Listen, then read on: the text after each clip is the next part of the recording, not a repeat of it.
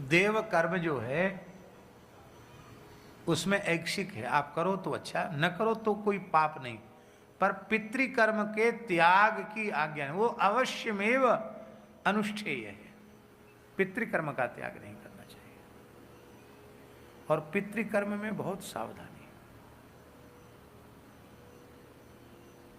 संपूर्ण सविधि श्राद्ध करने के पश्चात, श्राद्धीय ब्राह्मण के भोजन कर लेने के पश्चात, तब यजमान को अन्न आहार ग्रहण करना चाहिए। आपको सुनकर आश्चर्य होगा, हम अपनी बाल्यावस्था में जब थे, छोटी अवस्था में, तो पितृपक्ष में जब श्राद्ध आदि का अवसर आता था, तो जब तक श्राद्ध में निमंत्रित पुरोहित जी को भोजन नहीं करा दिया जाता था, तब तक हम लोग छोटे छोटे बालकों को भी कुछ नहीं खाने दिया जाता था। आज दादाजी का श्राद्ध है, आज नाना जी का श्राद्ध है, और यहाँ तो पंडित जी चाहे जब आमे खाएं चाहे न खाएं, सवेरे से बकरी जैसा मुंह चल रहा है, ये खा लिया वो खा लिया, और तब श्राद्ध कर रहे हो। तो श्राद्ध पितरों को स्वीकार ही नहीं।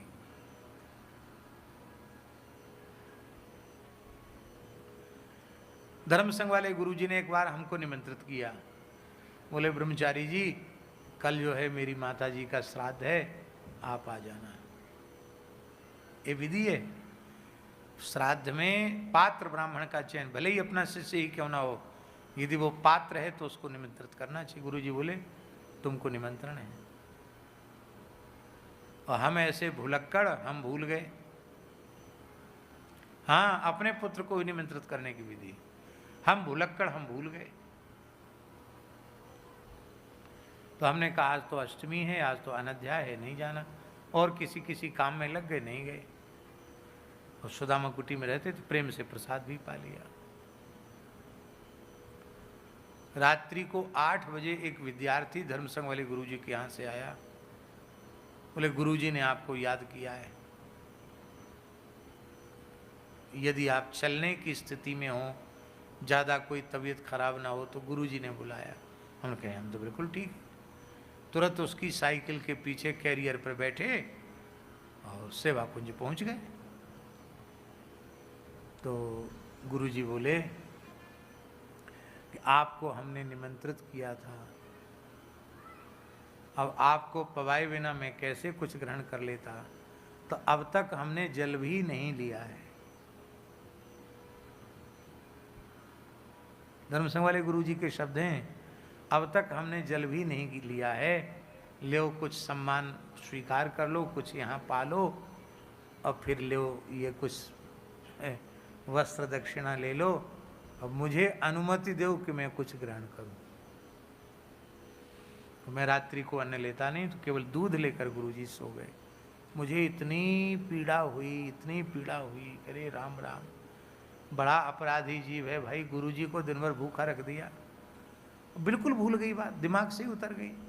न्योते की बात तो आज भी हमको भूल जाती है, यहाँ तक भूल जाती है, ये कमजोरी की बात है, कोई ज़्यादा उम्र नहीं हुई है, लेकिन कई बार व्यवहार की बात भूल जाते, कहीं जाना है वो भी भूल जाते हैं। पास वाला याद करावे तो याद आएगी, नहीं तो नहीं आती है।